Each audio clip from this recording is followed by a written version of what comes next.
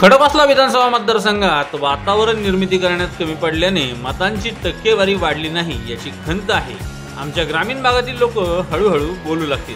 टक्केवारी कमी जास्त झाल्याने कोणाचे फायदे तोटे होतात ही त्या वेळची वेगळी गणित असतात। अशा प्रकारच्या विधानांसह हर्षवर्धन पाटील यांनी बारामती लोकसभेच्या निवडणुकीचे भवितव्य काय असेल यावर स्पष्ट वक्तव्य केले। इंदापूरमध्ये पत्रकारांशी ते बोलत होते। पाहूयात काय म्हणाले हर्षवर्धन पाटील। या व्हिडिओचे सहप्रायोजक आहेत Soham developers, we build for future, Shitole crystal, Shitole heights आणि शितोळे पार्क असे 1 ते 3 बेडरूम्सचे वारजे कर्वेनगर भागातील स्मार्ट होम्स, जिथे तुमचे भविष्य होईल सुरक्षित। अंजनी लॉन्स मंगल कार्यालय, कोंडवे धावडे, पुणे। पार्किंग, जेवणाचा स्वतंत्र हॉल आणि वधूवरांच्या सुसज्ज खोल्यांसह बजेटमध्ये असलेले एकमेव खात्रीशीर मंगल कार्यालय। एकतर काल जे मतदान झालं बारामती लोकसभा मतदारसंघाचं ते साधारणतः 57-58% रेंजमध्ये आहे। अजून काही अंतिम फायनल आकडेवारी आता म्हणजे झाली जवळजवळ क्लिअर। तर गेल्या लोकसभेच्या निवडणुकीच्या तुलनेनं 4 ते 5% मतदानाची टक्केवारी कमी झालेली आहे। आता ही कमी कोणत्या तालुक्यात झाली?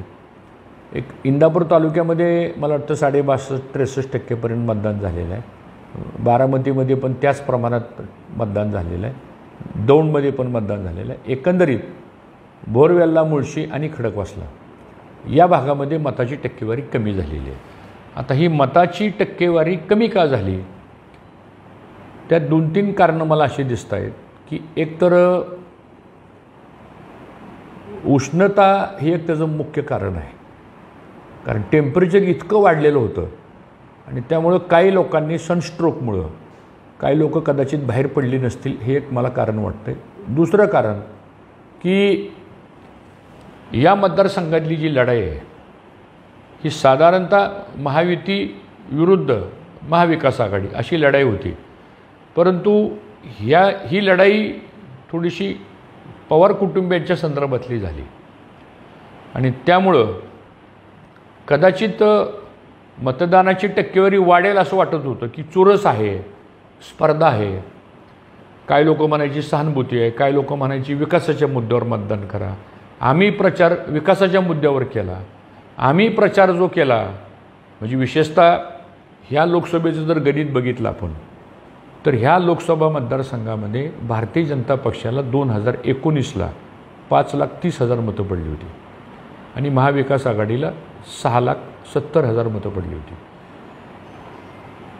ह्या पर्सेंटेजनी जरी आपण बघितलं तरी त्यावेळेस एक खडकवासला 50% झालं होतं। खडकवासला हा कॉस्मोपॉलिटन शहर झालेला आहे। 5.5-6 लाख मतदान हे टोटली शहरी आहे, म्हणजे अर्बन वोटिंग आहे ते। आणि मला असं वाटतं की त्या भागामध्ये तेवढं वातावरण निर्मिती करण्यामध्ये वोटर्सपर्यंत कदाचित दोन्ही पक्ष कमी पडले असतील।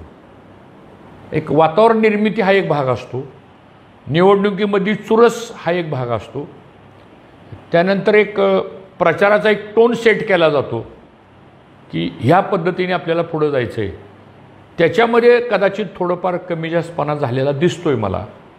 पण हे सगळं जरी गणित बघितलं आपण तरी ही निवडणूक जी आहे ती महायुतीचे उमेदवार सुनीत्रा पवार ह्यांच्या फेवरमध्ये जाईल असं माझं मत आहे आणि त्या निवडून नक्की येणार आहे। आता मतं किती पडतील ह्याचा आज लगेच आपल्याला अंदाज येणं शक्य नाही। हळूहळू ह्या 4-8 दिवसामध्ये लोक आता बोलायला लागतील आता। आणि विशेषतः ग्रामीण भागातला मतदार बोलतो, बऱ्यापैकी बोलतो, खाजगीत बोलतो तो। आता मतदान होऊन गेलेलं आहे। तर आता आजपासून एक 5-7 दिवसामध्ये साधारणतः ज्याला टॉकेटिव्ह मॉब म्हणतो आपण, ही चर्चा होत राहणार। आता इथं कसं झालं, ह्या वस्तीवर कसं झालं, ह्या गावात कसं झालं, कोण कुठं होतं, ह्याने कसं केलं, त्याने कसं केलं, ह्या गोष्टी पुढे येतील आता। त्यामुळं फक्त एक थोडीशी खंत वाटली की मताची टक्केवारी वाढायला पाहिजे होती, पण ती 4 ते 5% कमी झालेली आहे। मग आता प्रत्येकाचं अनुमान वेगळं असतं। काही लोकांचं म्हणणं असतं टक्केवारी वाढल्यानंतर कोणाला तरी धोका असतो, काही लोकांचं म्हणणं आहे की टक्केवारी कमी झाल्यानंतर कोणाचा तरी फायदा होतो। आता हे लॉजिक किंवा हे जे ॲनालिसिस आहे ना, हे थोडंसं हळूहळू बाहेर येईल.